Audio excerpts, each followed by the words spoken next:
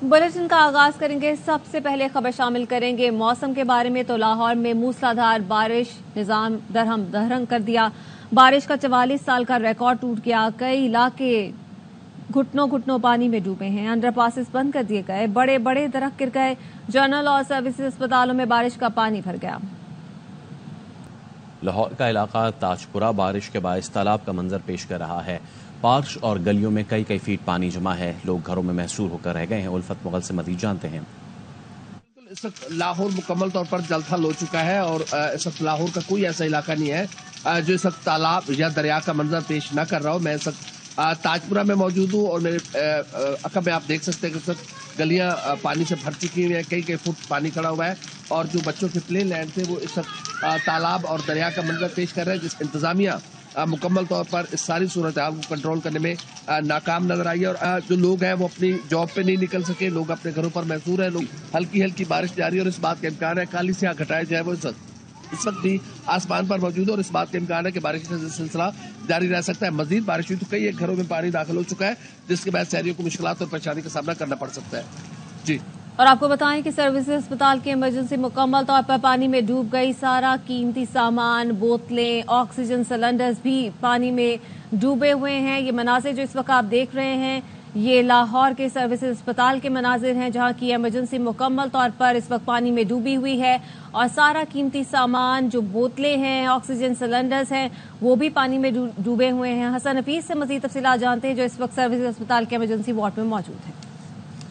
मुख्तलिफ अस्पतालों में पानी जमा हो गया और सबसे ज्यादा अबतर सूरत हाल इस वक्त सर्विसेज अस्पताल इमरजेंसी की है जहां इस वक्त मैं मौजूद हूं। ये सर्विसेज अस्पताल की इमरजेंसी है और ये मुलहिका स्टोर रूम का एरिया है जो मुकम्मल तौर पर पानी में डूब चुका है। मैं सर्विसेज अस्पताल जो है वो इस वक्त मुख्तलिफ जगह का राउंड कर रहे हैं। काफी हद तक कामयाब हो गए हैं कि पानी यहाँ से निकल जाए। कि पीछे जो रिवैम्पिंग एरिया का पानी है वो आप देख भी सकते हैं कि वो वहां से आ रहा है और उसका जो मेन ड्रेन जो CNW ने करना था वो कनेक्ट नहीं किया। उसका पानी आके उसने हमारी इमरजेंसी को इशू किया है। तो ये रिवैम्पिंग एरिया है जो कि करोड़ों रुपए लगाकर ये इमरजेंसी बनाई गई है और वहां से पानी का आना बड़ी तशवीशनाक बात नहीं। अभी वो रिवैम्पिंग एरिया पूरा नहीं हुआ। अभी उनकी कंस्ट्रक्शन जारी बात है चल रही है और हमारे हैंड ओवर नहीं हुआ क्योंकि with in half an hour हमने ये मैनेज कर लिया था। किसी मरीज को कोई प्रॉब्लम नहीं आई। हमने आने भी नहीं दी। अभी भी आप जाके पूछ सकते हैं उनका उसी तरह ट्रीटमेंट एवरीथिंग अटेंडेशन जारी है। बहरहाल ये सिर्फ लाहौर का सर्विस अस्पताल ही नहीं है बल्कि लाहौर के मुख्तलिफ जनरल अस्पताल, गंगाराम अस्पताल, इसके साथ साथ वो तमाम जिना अस्पताल और जनरल अस्पताल, खास करके जो जनरल अस्पताल में पानी मुकम्मल तौर पर जो है वो जो पार्किंग एरिया वो पानी में डूब चुका है। गाड़ियां पानी में डूब चुकी हैं। तो ये सूरत हाल है लाहौर के सरकारी अस्पतालों की। जी, रावलपिंडी की निजी हाउसिंग सोसाइटी के फेज 8 में डूबने वाली लड़की की तलाश के लिए इमदादी ऑपरेशन जारी है। रेस्क्यू काम का कहना है कि लड़की स्कूटी चलाते हुए बरसाती नाले में गिरी। लड़की की तलाश के ऑपरेशन में माहिर गोताखोर भी शामिल है। रेस्क्यू रावलपिंडी ने दरिया स्वां में भी इमदादी ऑपरेशन शुरू करने का फैसला किया है। आरिफवाला में बारिश के बाद सड़कों पर बारिश और सीवरेज का पानी जमा हो गया। सड़कें तालाब का मंजर पेश करने लगी। गंदे बदबूदार पानी से इलाके में ताफुन फैल रहा है। मोहम्मद असलम चौधरी मजीद तफसीलात बता रहे हैं। जी, गुज़श्ता दिनों होने वाली बारिश ने तहसील इंतजामिया का जो इंतजाम थे आब निकासी के उसका पोल खोल के रख दिया है। सिर्फ बारिश का पानी जमा है बल्कि उबलते हुए गटर और सेवरेज का पानी भी इसके साथ मिक्स हो चुका है। यहाँ पर गंदा पानी है और मस्जिद में जो नमाजी आते हैं वो बहुत तंग है इस पानी से। मेरी वज़ीर-ए-आला पंजाब से ये गुजारिश है कि अपने जो सुथरा पंजाब का जो प्रोग्राम आपने शुरू किया है उसके तहत यहाँ से ये पानी गंदा निकाला जाए। यहाँ से इस गंदे पानी की वजह से ताफन के साथ साथ बीमारियां फैल रही हैं और जो नमाजी हैं वो इस गंदे पानी के करीब से गुजरकर उन्हें मस्जिद में अपनी नमाज की अदायगी के लिए जाना पड़ता है। जी, अपर और लोअर चित्राल में हालिया शदीद बारिश और सैलाब ने तबाही मचा दी। सैलाब ने अपर चित्राल के गांव सूरज तुरखू को सफ़े हस्ती से मिटा दिया। मजीद जानते सैयद नज़ीर से। लोअर चित्राल में हालिया शदीद बारिशों और सैलाबी रेलों ने तबाही मचा दी। बारिश के बायस अपर चित्राल के इंतहाई दुरख्तादा गाँव सूरज तुरखू में आने वाले सैलाब की वजह से पूरा गाँव सफाई हस्ती से मिट गया। 40 घराने मुकम्मल तौर पर सैलाबूद, 2 अफराद जान बहक और 2 जख्मी हो गए। 2 मसाजिद सहित दर्जनों दुकानें सरकारी और गैर सरकारी इमलाक को शदीद नुकसान पहुंचा है। अपर चित्राल बुनीम नस्तुज रोड गुज़श्ता 3 दिनों से गाड़ियों की आमद-ओ-रफ्त के लिए बंद है। रेशनगोल में सैलाब आने की वजह से اپر چترال میں بجلی کا نظام 3 دنوں سے منقطع ہے۔ ضلعی انتظامیہ اپر چترال موسمی صورتحال کے پیش نظر 1 اگست سے کھولنے والے سرکاری اور غیر سرکاری تعلیمی اداروں کو 5 اگست تک بند رکھنے کا نوٹیفیکیشن جاری کیا ہے۔ جی کراچی میں بارش کے بعد سڑکیں اور نشیبی علاقے زیر آب آ گئے۔ شیرشاہ پراچا چوک تا بلدیہ ٹاؤن آنے جانے والی سڑک کے دونوں ٹریک تالاب کا منظر پیش کر رہے ہیں۔ افضل خان مزید بتائیں گے۔ میں گزشتہ شب سے ہلکی اور تیز بارش کا سلسلہ جاری ہے۔ میں اس وقت شیرشاہ پراچا چوک کو بلدیہ ٹاؤن سے ملانے والی اہم سڑک پر موجود ہوں۔ اس سڑک کے جو دونوں ٹریک ہیں وہ زیر آب آ چکے ہیں۔ سڑک پر جو ہے وہ گھٹنوں پانی جمع ہے۔ بیشتر جو شہری ہیں اس سڑک پر آنے کے بجائے اس سے اوپر جو ہب ریور روڈ ہے اس سڑک کو متبادل کے طور پر استعمال کرنا شروع کر دیا ہے۔ شہری جو اس سڑک پر سفر کر رہے ہیں خصوصاً موٹر سائیکل سوار افراد ان کو بہت مشکلات کا سامنا کرنا پڑ رہا ہے۔ نکاسی کے لیے اقدامات کیے جائیں تاکہ شہریوں کی مشکلات کم ہو سکیں۔ کراچی کے کئی علاقوں میں وقفے سے بارش جاری ہے۔ نکاسی آب کا نظام چوک ہونے سے پانی جمع ہے۔ لنڈی کوتل چورنگی سے بفر زون جانے والی سڑک بھی ڈوبی ہوئی ہے۔ ارشد خان مزید بتائیں گی۔ گزشتہ رات ہونے والی بارش نے شہر کا موسم تو خوشگوار کر دیا ہے، لیکن شہری پریشانی کا شکار ہو گئے ہیں۔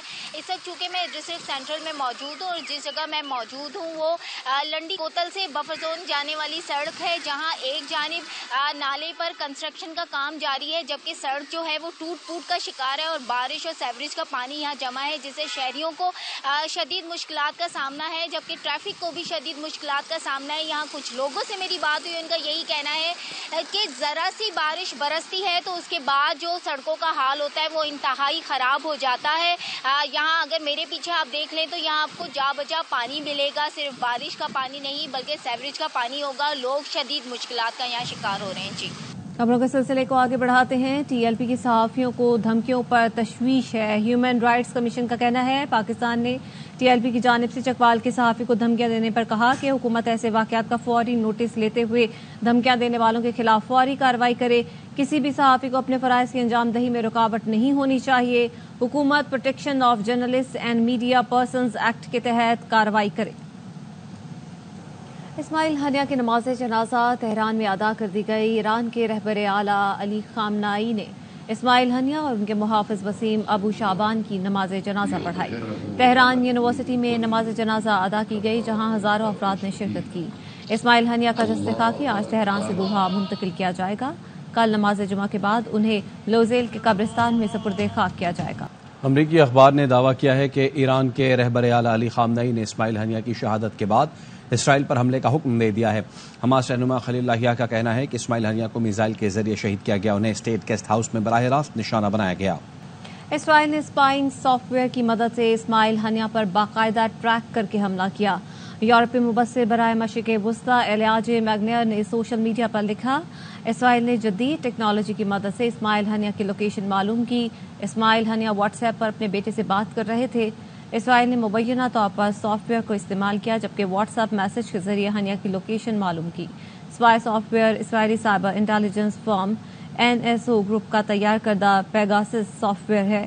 پیگاسس سافٹ ویئر کی خصوصیات ہیں کہ یہ اسمارٹ فونز میں صارف کے میسیجز، تصاویر، لوکیشن ڈیٹا اور یہاں تک کہ موبائل کیمرہ تک کی بھی رسائی حاصل کر سکتا ہے۔ اسماعیل ہنیہ کے حملے میں شہادت کے خلاف دنیا بھر میں غم و غصے کی لہر ہے۔ ترکی، لبنان، تیونس میں ہزاروں افراد سڑکوں پر نکل کر احتجاج کیا۔ انقرہ اور استنبول میں لوگوں کی بڑی تعداد نے ریلی نکالی، اسماعیل ہنیہ کی شہادت پر افسوس کا اظہار کیا اور غائبانہ نماز جنازہ پڑھی۔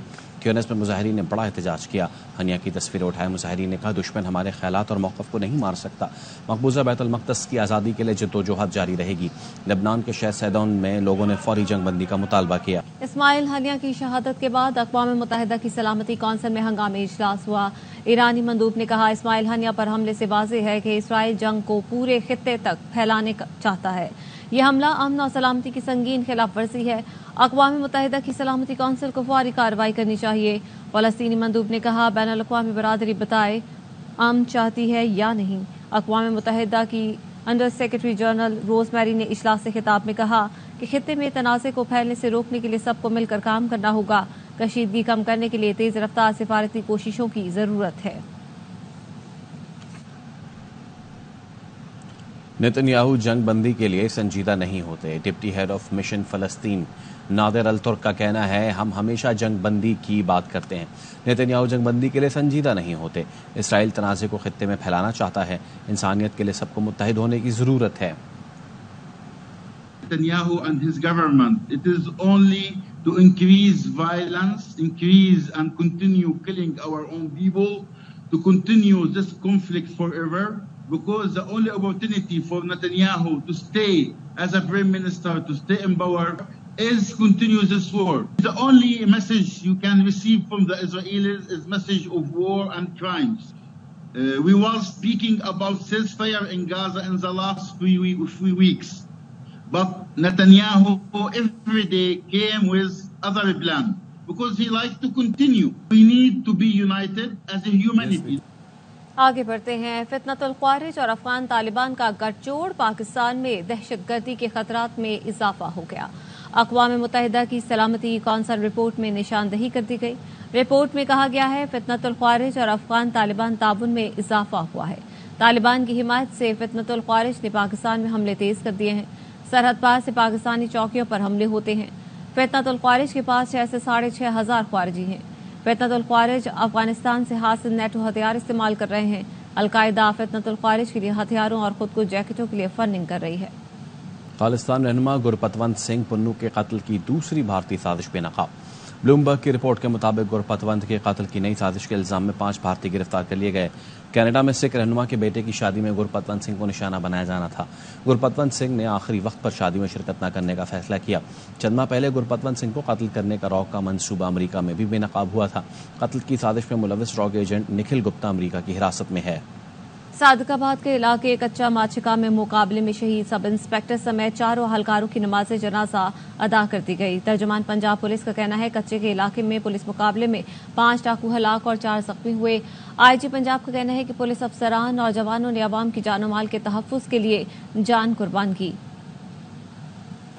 लोग कहते थे बड़े कर्जे हैं, ये हो जाएगा वो हो जाएगा। नायब वजीर आजम इसहाक डार कहते हैं, पाकिस्तान कभी डिफॉल्ट नहीं होगा। पीडीएम हुकूमत का 1 पॉइंट एजेंडा था, हमें मुल्क को डिफॉल्ट से बचाना है।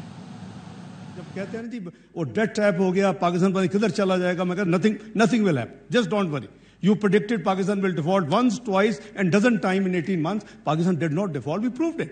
Pakistan has that capacity. लोग आपको घबराते हैं कि जी 130 बिलियन का फॉरेन डेट है, कैसे होगा? कुछ नहीं होगा। नेगेटिविटी उसको हमें अवॉइड करना चाहिए। पाकिस्तान स्टॉक एक्सचेंज बनी। By 2016-17, it became the best stock market of South Asia, 5th best in the world. I have a belief this country and this economy has great resilience. PDM government had 1 point agenda to rescue Pakistan from default, because there were certain forces within and outside who wanted Pakistan to default. We have to increase our exports. Things are improving with the actions of the government.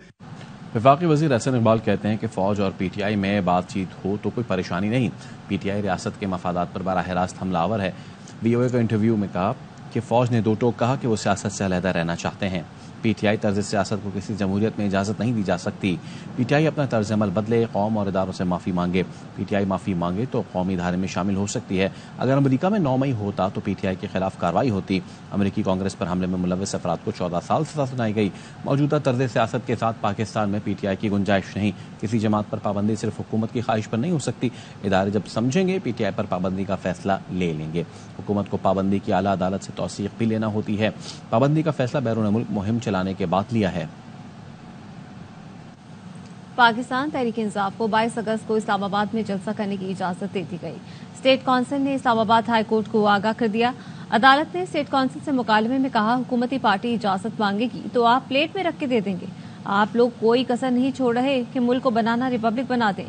Justice गुल हसन औरंगजेब ने कहा, इंतजामिया PTI को इजाजत इसलिए नहीं देती कि शाबाश मिल जाए।